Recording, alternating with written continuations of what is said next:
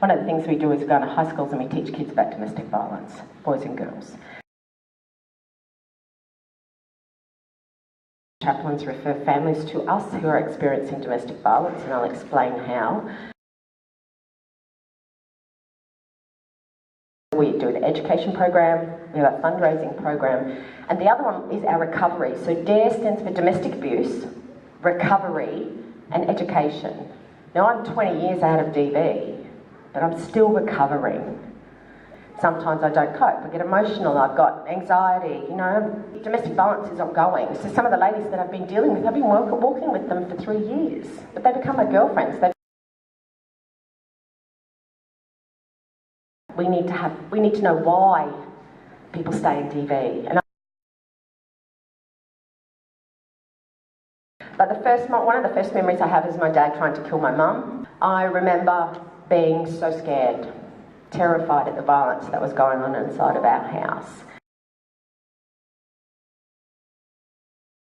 He used to abuse me, sexually abuse me most nights of the week. It's terrifying.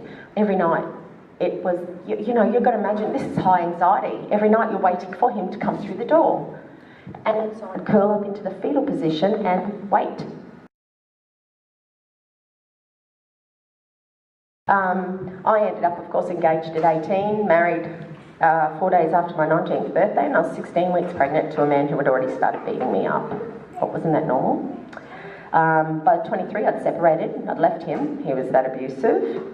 And I divorced him. 12 months later, I was pregnant with someone else's baby. But after I'd had Craig, you know, I'm 26 years old, I'm his age, and I've got 4 kids under 6.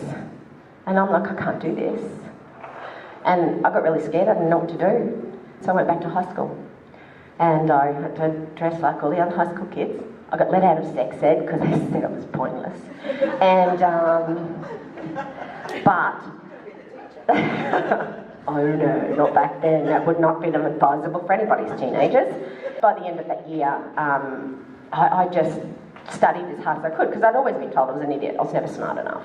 I never got enough marks. But you've got to remember that when you're at school, I was escaping. So I used to daydream. It was, I don't know, who wanted to go home? I never wanted to go home. I wanted to stay and socialise, and I was safe at school. So it was a great place for me to be. I got accepted into university on a mature age entry. In my second year, I met a man who I'd known for 5 years by this time, but had never had anything to do with him, and I started dating him. Well, by the end of the year I was injecting.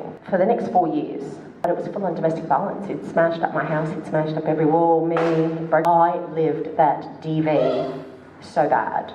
And at the end of my university degree, I mean, when I went for my final prac, and I had strangle marks all around my neck, and I had bruises all down my leg, she just put the pen down and looked at me and went, what's going on? And I went, I'll get rid of him, I promise, I'll get rid of him. But I became a teacher and I got that S1 and I got rid of him.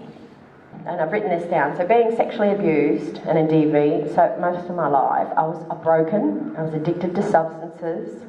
You know, people who are on substances are just trying to escape, which is a key point to remember. Not all, some have just made some bad choices, but most are just trying to escape, especially women. Because I'd just come out of DV myself, my heart was for women experiencing domestic violence. You know what, just because you come out of domestic violence doesn't mean it comes to an end. There's a recovery after that. And so we're looking at these women who've been abused as kids in domestic violence, the terror and the torment, the anxiety, whatever it is that they're on. What do we do with them? What happens after that? If you're a part of this community and you want to volunteer or you want to connect people who are struggling, who are in poverty, who are experiencing DV, domestic violence, any type of abuse, which obviously that's my passion, then we need to know what these services offer because we need to refer to them. All we do is walk with them.